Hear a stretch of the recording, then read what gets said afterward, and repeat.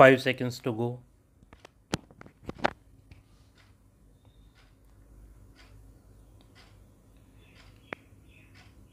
Start. Mr. Vice Chairman, sir, by moving this bill for consideration, my honorable friend has raised a very important question affecting public life. There could be absolutely no matter of doubt that the corruption in public life have become rampant. As a result of this, people in public have become great suspects. In a seminar which I was attending on code of conduct for public men, somebody observed that once a man becomes a minister, occupies a seat of power for generations, his economic problems are solved. It may be an exaggerated statement, but it has been our sad experience that people who have occupied high positions in public life, who have become ministers, members of parliament, or members of legislatures, have overnight become affluent person. This may not be true of all members of parliament. This may not be true of all members of legislatures. This may not be true of all ministers, but quite a large number of them have overnight become so affluent that it becomes really difficult for any man to understand how the man become so affluent. The whole thing becomes a mystery to the common man, and the character and integrity of the person concerned becomes highly suspect. I know, sir, that it would be too much to expect the same standard of public behavior as we had during the days of Ramayana. Those who were in charge of administration, those who were occupying the highest office, put themselves to the highest form of test, the highest form of ordeal. Can there be any doubt that public life is so much corrupted today that we have all become suspect? In fact, the people have also become jealous of the members of parliament. They say somehow one has got to become a member of parliament or a member of legislature or somehow come closer to the corridors of power. Why do they say this? Because they see the sudden change in the outlook, the behavior, the kind of living of a particular individual.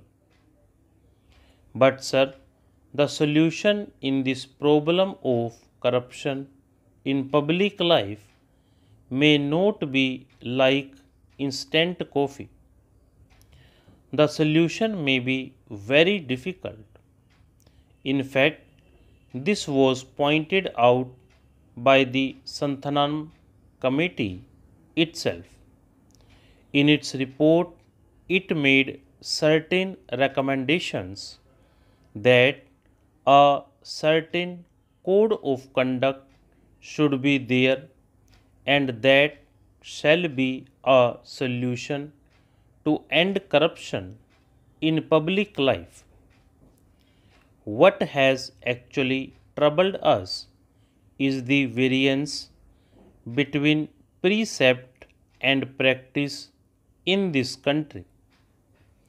When we discuss philosophy, we rise to Himalayan heights, and when it is a question of personal life, we go to the abysmal depth of the Arabian Sea. There is so much variance between precept and practice in this country that even if a particular individual might be trying to adhere to the precepts, he also becomes suspect because the general atmosphere is one of suspicion. In that context, sir, I feel that something has got to be done to restore the confidence of the people in the members of parliament, in the members of legislatures, and in the ministers.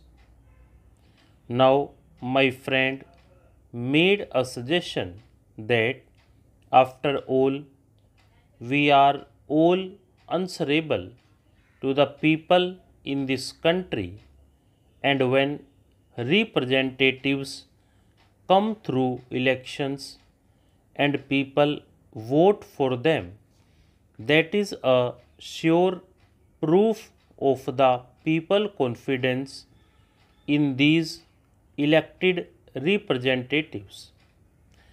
I would respectfully differ from my friend on this kind of a diagnosis or analysis of the problem that electorally everything can be solved.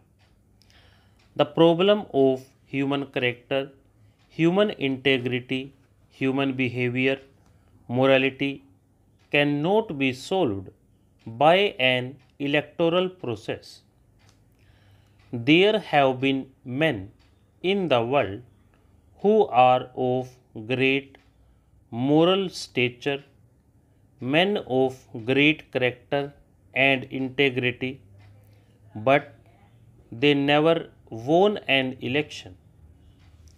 Are we not aware of Shri Raja Gopalachari, who was a man of great character and integrity?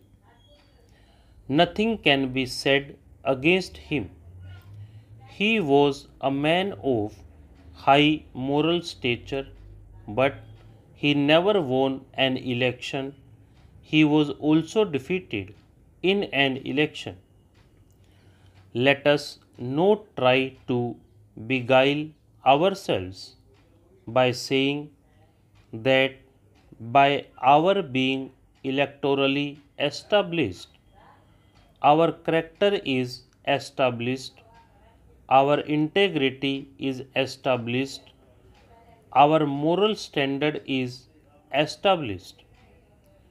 After all, the kind of electoral system that we have in this country itself corrupts the entire political system, the entire politics in this country. How many of us can claim that we limit ourselves to the amount prescribed in the Representation of the People Act when we contest an election? Which member of parliament does not spend above that amount?